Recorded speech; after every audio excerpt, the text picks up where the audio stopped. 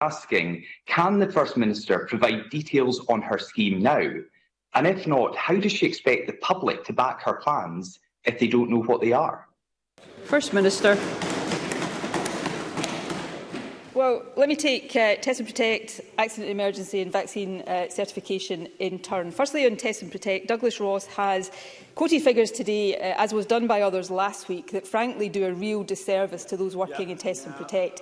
The publication that he has quoted, which cites provisional figures, actually tells you why it's not reliable to quote provisional figures, because the contact tracing is ongoing and therefore it is the following week when the figures are finalised that are the ones that matter. So if you take the provisional figures last week, and I think it was Jackie Bailey that quoted these last week, the provisional figure for completed cases was 43%. It's up to, I think, 55% this week. But that 43% that was quoted last week to do down Test and Protect, in the finalised figure this week is 82%. So it is doing a real disservice for politicians who perfectly legitimately want to have a go at me in this government.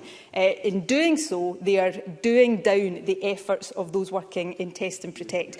And the provisional figures for Test and Protect this week show, and again I stress these are provisional figures, they will be updated and finalised next week, but in this week's provisional figures, 89% of cases closed within the 72-hour target, the WHO target of 80% within 72 hours, 89% in the provisional figure this week, up from 85.5% in the provisional figures last week. So this is an organisation that, yes, is under pressure. How could it be otherwise with the pandemic and the level of infection right now? But it's an organisation that is working hard every single day and is playing a valuable and a vital part in helping to get this country through. And I think it is wrong for figures to be quoted in a way that unfairly undermines the efforts that Test and Protect staff are making.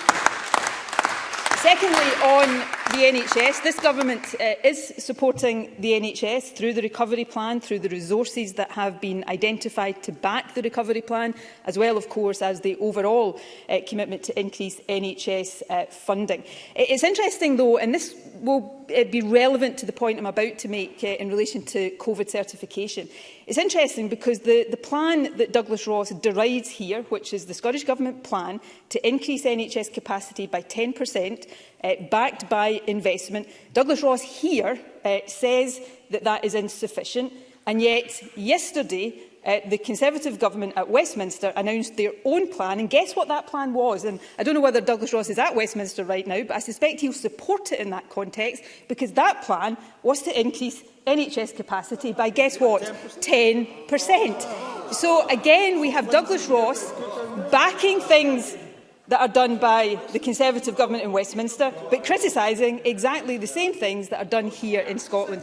Which takes me on to vaccine certification. We will set out the work that I've alluded to today in advance of the debate tomorrow. Parliament, rightly and properly, has been asked to endorse the principle, and it is absolutely right and proper. Look, just like the UK Government for England, we continue to work with stakeholders to make sure we take account of their views and concerns as we finalise the detail. In fact, we'd be criticised if we weren't to do that. But of course, vaccine certification is already being used in many countries across Europe and the world, and what we are proposing here is also being proposed, of course, by the UK Government for England.